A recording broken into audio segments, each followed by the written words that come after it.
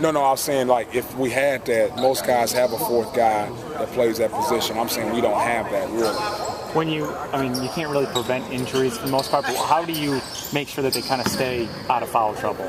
Well, I think this way we teach, and we just had an SEC head coaches meeting yesterday, and the thing that our head of officiating talked about that they're really going to enforce is trying to clean up the game of basketball. And that's really a concern for me because we don't have the depth that we need.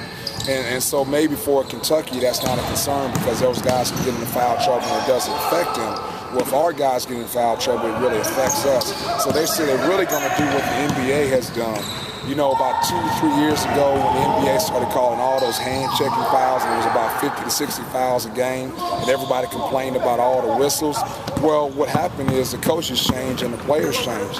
And the NCAA has said that that's what they're going to do. If they're going to be forced to call 50 to 60 fouls a game, they're going to do it, but they're going to clean up the game and try to make it more free-flowing.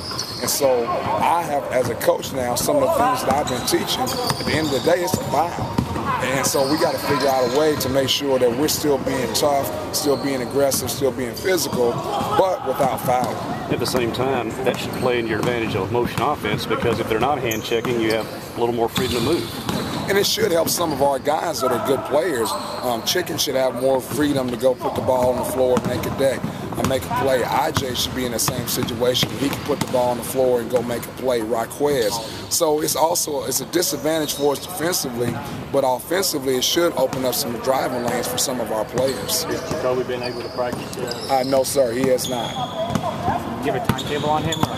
Well, when he went in, it's saying somewhere between 3 to 4 weeks, so he's in his second week at this point in time. So I know this, we don't want to push him. We want to make sure that we're able to play games with him. We obviously would love him to have him out here in this practice situation. When it's all said and done, we need him to be able to play games on November 8th. With that said, how valuable was it for him to be able to practice in high school? It was good, but it was to a point. I mean, he just got thrown in there, and he was mostly on the scout team.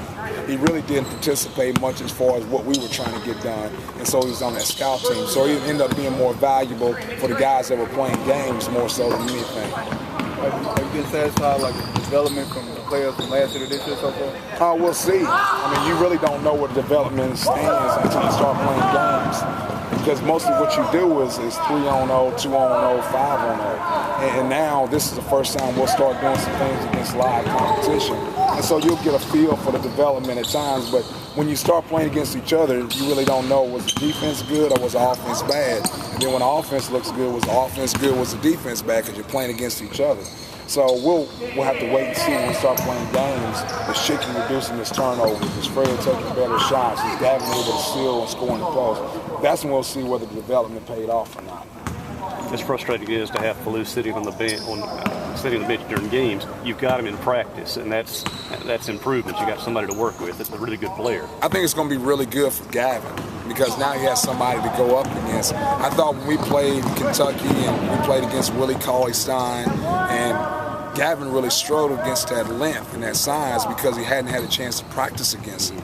And now he'll have Falou there, and now he's getting the opportunity to practice against him on a day-to-day basis. So I think it's really going to help Gavin, and also it's going to help Falou. From Gavin's conditioning standpoint, obviously he's going to have to play a lot of minutes for you. How would you like that and the way he looks just being without playing basketball right now? Well, I don't think his minute situation changes at all. And he was going to play a lot of minutes regardless of the situation because he's a good player and he can score in the post. That's been our main focus for him when he first set foot on campus, being 298 pounds to where he is at 263 pounds. He wasn't going to be an effective basketball player conditioning-wise because he couldn't transition up and down the basketball court at that rate. Guys want to count your scholarship guys, but how much is Tyson going to have a big impact on what you can do this year? Just as an off-the-bench energy guy like you did last year. Well, once again, I don't think Tyson's situation changes with how many scholarship guys we have or not. Tyson Cunningham earned his playing time last season. He was going to play.